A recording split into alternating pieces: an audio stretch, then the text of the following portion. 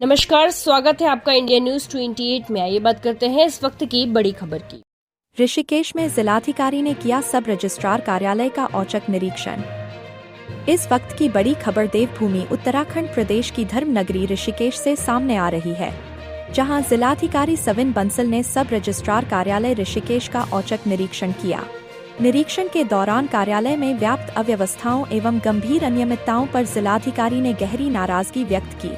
जिलाधिकारी ने पूछा कि आपके संपत्ति मूल्य आकलन 47A का कोई ज्ञान नहीं तो स्टाम्प शुल्क कैसे किया तय? किसने तुम्हें निबंधक के बदले अधिकार दिए? इस पर आपराधिक कार्यवाही की जाएगी। डीएम का औचक निरीक्षण। सब रजिस्ट्रार कार्यालय ऋषिकेश में गंभीर अनियमितताएं उजागर हुई, जिस पर कड़ा एक्शन तय है।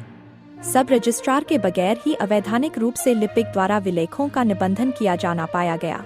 औद्योगिक क्षेत्रों में आवासीय दरों पर भूखंड के छोटे टुकड़े कर कई रजिस्ट्रियां बरामद हुई, जिससे करोड़ों की स्टाम्प चोरी भी संभावना है, जिस पर विस्तृत आख्या शीघ्र मांगी गई।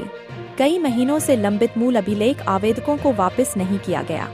मूल विलेख पत्र अलमारी में धूल खा रहे थे। वापस करने की अधिकतम 3 दिन है सीमा, परंतु सैकड़ों मूल विलेख अलमारी में धूल खाते मिले। लंबित मूल अभिलेख, कुचचित विलेख पर डीएम ने कंप्यूटर जब्त करवाया, तहसील प्रशासन के सुपुर्द किया। मूल अभिलेख लौटाने रजिस्ट्री की नकल देने को हजारों आमजन परेशान हो रहे थे। रजिस्ट्री नकल अनुमन्य 24 घंटे के सापेक्ष महीनों वर्षों से लंबित मिली। निरीक्षण दौरान कार्यालय में मिला घोस्ट कार्मिक, जिसका न कोई नियुक्ति पत्र न उपस्थिति पंजिका में नाम था। इस पर जिलाधिकारी ने कार्मिकों का रिकॉर्ड तलब कर दिया है। वहीं उपस्थित फरियादियों ने अपनी आप बीती प्रशासन को सुनाई, जिस पर उप जिलाधिकारी ऋषिकेश को आवश्यक दिशा निर्देश दिए। जिलाधिकारी ने निरीक्षण में पाया कि कार्यालय में 6 माह से अधिक अवधि के विलेख पत्र लंबित थे। औद्योगिक क्षेत्र से संबंधित खसरा नंबर एवं सूची की जानकारी पूछे जाने पर उपस्थित कार्मिक कोई संतोषजनक उत्तर नहीं दे सके।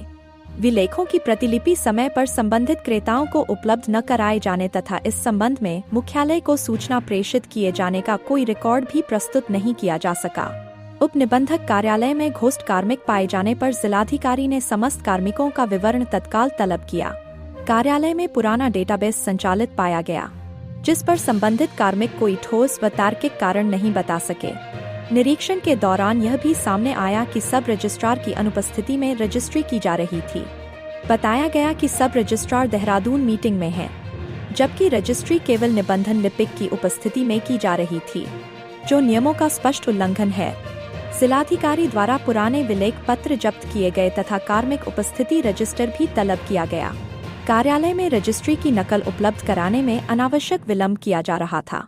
इसके अतिरिक्त रजिस्ट्री शुल्क लेने के लिए पृथक व्यवस्था नहीं पाई गई तथा समस्त भुगतान एक ही काउंटर पर लिए जा रहे थे, जो प्रक्रियात्मक त्रुटि को दर्शाता है। निरीक्षण में यह भी पाया गया कि कार्यालय के प्रातः 9:30 पर खुलने के बावजूद पहली रजिस्ट्री प्रातः 11:15 पर की गई। इस विलंब के संबंध में पूछे जाने पर भी उपस्थित कार्मिक कोई संतोषजनक उत्तर नहीं दे सके। जिलाधिकारी ने सभी अनियमितताओं को अत्यंत गंभीर बताते हुए संबंधित अधिकारियों से स्पष्टीकरण तलब करने, रिकॉर्ड की विस्तृत जांच कराने तथा दोषी कार्मिकों के विरुद्ध कड़ी कार्रवाई के निर्देश दिए। उन्होंने स्पष्ट किया कि जनहित से जुड़े कार्यों में किसी भी प्रकार की लापरवाही, अनियमितता अथवा नियमों की अनदेखी कदापि बर्दाश्त नहीं की जाएगी। निरीक्षण के दौरान उप जिलाधिकारी ऋषिकेश योगेश मेहर, तहसीलदार चमन सिंह आदि उपस्थित रहे।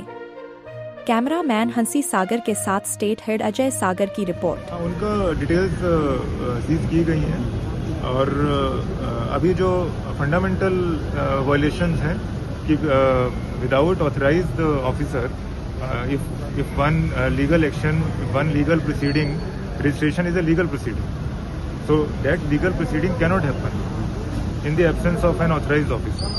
तो अभी ये ब्रॉड तथ्यों पे इंस्पेक्शन की गई है, फिर then we will go deep into final details. Share कर दिया है कि जो डॉक्यूमेंट्स नहीं लौटाए गए थे वो महीनों पुराने डॉक्यूमेंट्स सीज किए गए हैं। जो ऑनलाइन चलान, ऑनलाइन रजिस्ट्री की नकलें मांगी गई थी, उसमें देखा गया है कि जहाँ पे 3 दिन 4 दिन मैक्सिमम लिमिट है, वहाँ पे महीनों पुराना डेटाबेस दिख रहा है। 100 एंट्रीज उसकी कब्जे में ली गई हैं और जो वहाँ पर पीड़ित पक्ष थे, पीड़ित लोग थे, बिना सब रजिस्ट्रार की उपस्थिति के पंजीकरण कराए जा रहे हैं उन्होंने भी डिपोज किया है, उन्होंने स्वयं सामने आकर बयान दिए हैं। तो इन सब के दृष्टिगत डिटेल रिपोर्ट बनाते हुए अग्रेतर कार्रवाई हमारा जो पंजीकरण रजिस्ट्रार कार्यालय हैं वो आम जनमानस से जुड़े हुए बहुत ही महत्वपूर्ण एक कड़ी है, जहां पर प्रतिदिन सैकड़ों की संख्या में हमारे ट्रांजैक्शंस होते हैं आवास के लिए या कुछ हमारे कमर्शियल ट्रांजैक्शंस आय अर्जन का मुख्य साधन है हमारी गवर्नमेंट के लिए। और चाहे वो फ्रेश परचेज सेल हो या रीसेल हो, उसमें आय अर्जन से कहीं अधिक ज़्यादा जो एक हमारे आमजन को सुविधा प्रदान करने का मैंडेट है और लक्ष्य है हमारी एडमिनिस्ट्रेशन का, गवर्नमेंट का, उसमें प्राय ये देखा जा रहा है कि जो एक्ट के अकॉर्डिंग, रूल्स के अकॉर्डिंग दिवस निर्धारित हैं कि कितने दिवसों में उनके ओरिजिनल डॉक्यूमेंट्स को हमें लौटा देना है और उसकी एक पूरी प्रक्रिया लेट डाउन है।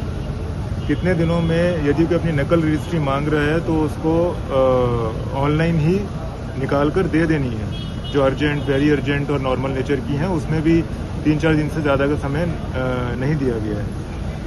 और थर्डली, जो हमारा रजिस्ट्रेशन एक्ट में 47 धारा कहती है कि prima facie on the face of it, यदि हमें रजिस्ट्री करते समय ये नज़र आ रहा है कि उन्होंने कम शुल्क जमा किया है, जो वैल्यू ऑफ प्रॉपर्टी है उसके सापेक्ष जितना स्टैम्प शुल्क बनता था उससे कम जमा किया हुआ है, क्योंकि हमारे पास सर्कल रेट की प्रति रहती है, हमारे पास जो कमर्शियली या इंडस्ट्रियली नोटिफाइड एरियाज़ हैं उनकी सूची रहती है, और उसके साथ साथ हमारे पास GIS एनेबल्ड जिसमें कोऑर्डिनेट्स रहते हैं, जियो रेफरेंस लोकेशंस रहती हैं हर एक साइट की, चाहे वो आवासीय है, चाहे वो इंडस्ट्रियल है या फिर कमर्शियल है।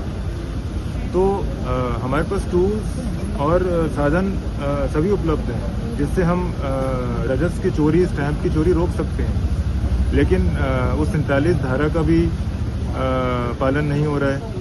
और जहाँ पे आम जन को हमें अपने ओरिजिनल डॉक्यूमेंट्स लौटाने हैं, वो भी ये प्रकाश में आया है कि 6-6 महीने, 8-8 महीने पहले के डॉक्यूमेंट्स यहाँ पर सुरक्षित पाए गए हैं, और जो अभिलेख हैं, रजिस्टर्स हैं, वो भी मेंटेन नहीं है, और बिना सब रजिस्ट्रार के प्रेजेंस में रजिस्ट्रीज भी की जा रही हैं जो कि अनुमन्य नहीं, ऑथराइज ही नहीं है कोई भी कर्म।